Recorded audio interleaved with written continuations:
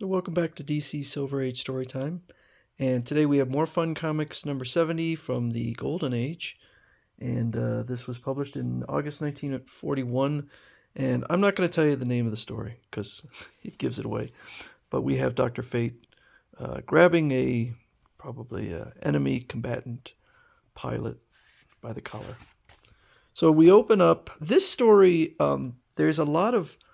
I know that Gardner Fox was influenced by Lovecraft, and I feel like there was a distinct influence from Mountains of Madness in this one. So, uh, uh, what's his name? Kent Nelson is there and meets with this fellow.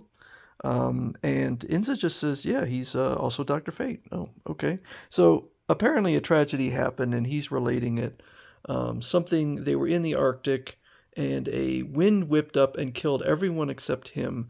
And then he heard this laughter. They were killed by a human agency. A huge wind that laughs killed everybody. So that's why he's turning to Dr. Fate. Dr. Fate says, a wind that slays and laughs. It sounds like something that those arch-villains Wotan and Karkull would think up. Spoiler alert. How would he know that? I don't know. But Wotan is buried far beneath, under the earth. Karkull is a shadow, which was in the previous story. Wotan and Karkull were master scientists. Things that they could do with short radio waves, with uranium beams, and electronic tubes surpassed belief. If I didn't know how they did it, I'd think it was black magic. All right, so he is going out to investigate. They go back to the. They go back. Oh, I'm sorry. He gave this fellow a ring so that he could alert him, and they are traveling back to the Arctic, flying along, and Dr. Fate is watching them as they travel. And he brings Inza along. Don't leave me alone. I'm scared. When you say it's danger, it must be horrible. So in this case, I'm not sure why he brings her. Then come with me. Danger would be always with you in my tower. Really? I thought it was safe. For the primal ones know me and mine. You should be safer with me, but whether or not you will remains to be seen. The primal ones. I don't know who the primal ones are. I don't remember any mention of them before, but again, that seems like he's getting it from H.P. Lovecraft. Although Lovecraft never called them the primal ones, I feel like there's a lot of influence there. The primal ones draw it towards their stronghold. So the plane with this fellow in it is being magnetically pulled towards this dome city. They get out, and it's just a regular thug with a machine gun. They go inside, and Dr. Fate knows that although he is invincible, he is indestructible. Inza is not. Now, there's Wotan and Karkull together, quite a pair. And I don't know if this was an error, but Wotan is now flesh-colored, whereas before he was green and looked, I thought, a lot cooler. So they kind of brag about their abilities to use their super science to control the earth. And then he explains how he got free. Apparently he is able to cast his consciousness out, and he comes along Ian Karkull, who is now reduced to a mere shadow. Agreed, I help you if you return me to my proper form. So that's a pretty cool team. I like that. Dr. Fate encased me in an air bubble and left me to die. I know magic ways to free myself, but they must be performed by someone else. So even though Wotan is there, he's actually still under the earth, as you can see there. But he was freed. So now Dr. Fate is not attacking them because, again, he has Inza there, which seems like it was a bad idea to bring Inza. So Wotan shows how he can use, they can use their destructive super science to destroy a ship. Thus will I do to the navies of the nations that come seeking me after I send my ultimatum. Men, take them below to the pits. So, again, Dr. Fate allows them because of Inza. The men in the Arctic, they decide they're going to assist. They travel to the Dome City. Wotan, sailors are at the door, breaking it down with a big log. The fools, the miserable fools, I'll attend to them. So, they're really no match for Wotan at all. He just kind of blows them away.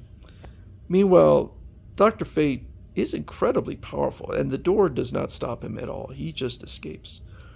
And he says, there is danger for you here, but there is even more for you above. Remain here, I will return for you. So Wotan seems surprised that he's free, but Dr. Fate flies up and rescues the men who are blowing in the wind and tells them to skedaddle.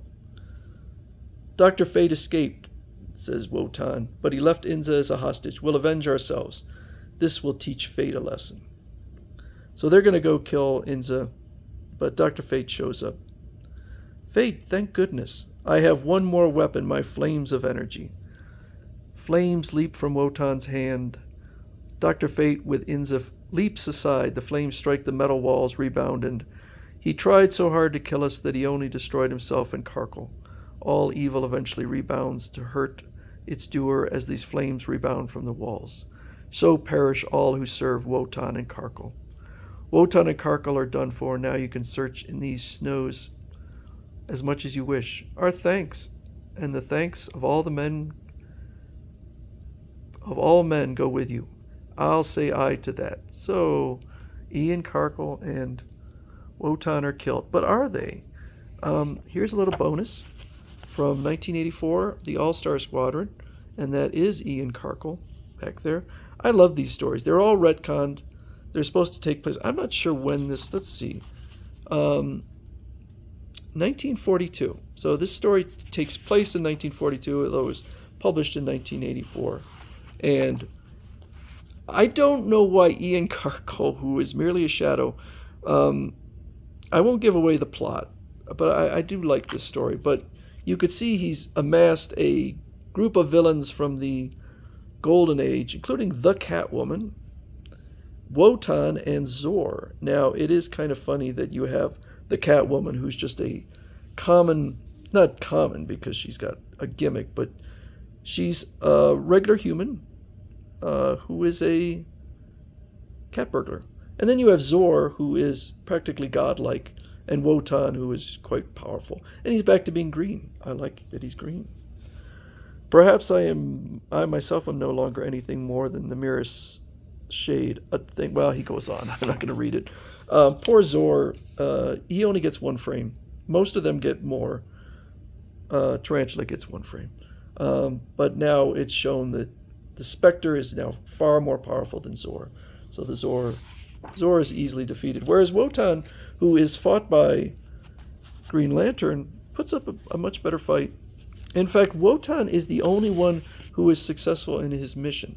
He loses to Green Lantern, but he is successful. And I do like, although the Green Lantern of the Golden Age, his powers did seem more kind of magical rather than the Green Lantern of Earth 1, whose was clearly scientific.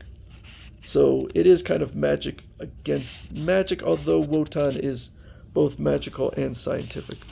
And then Dr. Fate, he takes care of Ian Karkull at the end. So anyway, a little bonus. That was not the end of Ian Karkull, and at least not in this continuity, and Wotan.